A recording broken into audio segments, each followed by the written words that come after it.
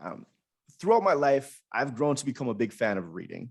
Ever since I discovered that there's books that we could read, apply the knowledge, and then convert it to actual improvements. If we want to get better at almost anything, there's a book on that. So today I'm going to share some notes from one of my favorite books. It's Dr. Jordan B. Peterson's 12 Rules for Life. I firmly believe that if any person seeks to understand and live by these powerful rules, they can vastly improve the overall quality of anyone's life. So here we go, buckle up.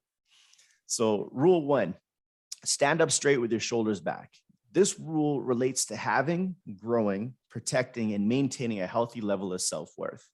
A healthy level of self-belief and self-worth makes a big difference, not only to one's quality of life, but also to whatever they're able to accomplish. See, not too many people are going to go and set out to try to achieve something that they don't feel they're capable or worthy of actually hitting. So you may notice how when people are children, they'll have a big amount of self-belief. They think they could do anything in the world.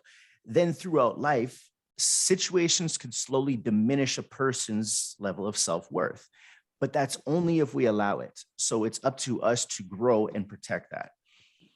Rule two is treat yourself as if you're somebody you're responsible for helping. And see, the funny thing here is people will generally take far better care of their possessions, their pets, and their kids than they'll ever take care of themselves. And it's kind of insane when you really think on it. So to care for yourself properly is to look out for what's best for you, to be loving, encouraging to yourself, and to treat yourself with the same care and candor that you would with somebody that you love. Rule three, make friends with people that want the best for you. The people we choose to be around will either help us or they'll inhibit us from achieving what it is that we truly want to. So choose wisely. It's been said, show me your friends and I'll show you your future. We want to watch out for those that are close to us that attempt to pull us down while we're in pursuit of something good. It's kind of like the crab in the bucket theory, where whenever somebody close to you attempts to pull you down when you start to succeed, the reason being is it actually highlights their own inadequacies and insecurities. So rather than raise themselves up as well, they'll inadvertently pull you down. So that's why you want to surround yourself with people that could uplift you, not only the ones that will tell you what you want to hear, but the ones that will tell you what you need to hear, those harder truths sometimes. Rule four is compare yourself with who you were yesterday and not with who somebody else is today. It's been said that comparison can be the thief of joy. And we need to allow ourselves to let others inspire us and show us what's possible. But to compare yourself against anything other than yourself is unfair because everybody's unique, right? And they may have had advantages or they may have had help along the way that we're unaware of. But if we just start to focus on our own incremental growth rather than the substantial gap between us and another human being, then we can really start to build that traction. Rule five, do not let your children do anything that makes you dislike them. It's up to parents to raise their kids properly. Either they can do it in a loving and understanding manner, or the world will do it in a much colder and harsher way. Things like patience, sharing, listening, self-discipline, controlling our tempers, being studious, things like that, they don't come naturally to these little animals. So good parenting focuses on teaching them this in a loving environment. So we can show them to do what's best and not whatever they feel. It's to teach them self-restraint. Pleasant children are nice to be around, right? Little animals can become intolerable, and kids become more a product of their upbringing than anything else. So rule six is set your house in perfect order before you criticize the world, right? We should try our best to only focus on the things that we can change.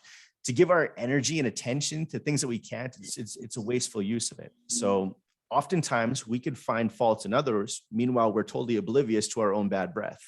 And another reason for this tendency is because of cowardice. It actually removes the attention from ourselves, which is easier on our ego, but it's actually worse for what we could overall improve or fix. Rule seven is pursue what is meaningful, not what is expedient. You want to be careful not to trade what you want most for what you want right now, right? And when we pursue what is meaningful, that's where we actually give our lives purpose. But when we trade what is expedient, or we trade that for what's expedient, then it's often followed with guilt and shame, right? And in human beings, we naturally gravitate towards instant gratification and dopamine hits, but it's basically to try to focus that we want to try to override those instincts so we could go after what's best and what's meaningful for ourselves. Rule 8, tell the truth, or at least don't lie. And the reason why I say this is we're only as good as our word, and we become known for it, right? Trust takes a very long time to establish, and it can be broken in an instant with lie or deceit, right? Now, telling a lie may be the easiest way to get out of some scenarios, and we'll be tempted to tell a little white lie from here or there. But the best part about telling the truth is you never have to remember what you said, as opposed to telling a lie, right? Telling the truth can be challenging. Sometimes it requires courage. The truth may not always please people, but again, we have to ask ourselves, do we want to do what's going to keep them happy, or do we want to do what's best? Right? Rule 9, assume the person that you're listening to knows something you don't. Good information and ideas could come from where we least expect it. And the best way to actually solve a problem is to lay out facts and opinions across the table and sort them out. Being open to being wrong, as well as being open to learning, are crucial. Ignorance mixed with ego is self-sabotage. If we can never learn where we're wrong, then how could we be taught what's right or what's better? Rule 10, be precise in your speech. Be very precise with exactly what we want and what we don't want. It's extremely helpful to ourselves and others. It speeds up finding a resolution. If there's a problem or something that needs to be addressed, it's best to be precise. And the reason being is because being vague, aloof, or worse yet, passive aggressive makes the problems actually harder to solve and even more frustrating for everybody involved. So being precise and forthright, while it may be uncomfortable on the forefront, it's best in the long term. Rule 11 is do not bother children when they're skateboarding. Danger and mastery is actually what builds confidence through competence. When somebody is able to triumph over something dangerous, it sets them apart, and the world usually rewards that. You see, when children or people take on things of danger, chaos, the road less traveled, etc., right, it brings with it valuable lessons. And when people are accomplishing goals, it also brings a zest with life. That's because we're made to grow and challenge ourselves internally. So if we go through life overprotected, then we never grow, and we're even more likely to fail whenever we're encountered with struggle or opportunities. Rule 12, last one, is to pet a cat when you encounter one on the street. So this one, I found it to be more a metaphor to showing love and attention to those people who may be introverted or in their own shell. And the reason being is we never know their struggles or their stories which made them like that. We're able to grow and learn with one another. People are more apt to share things when you provide genuine care and respect for them. I believe the world is a better place with kindness and compassion. We all matter, and we can all help each other grow.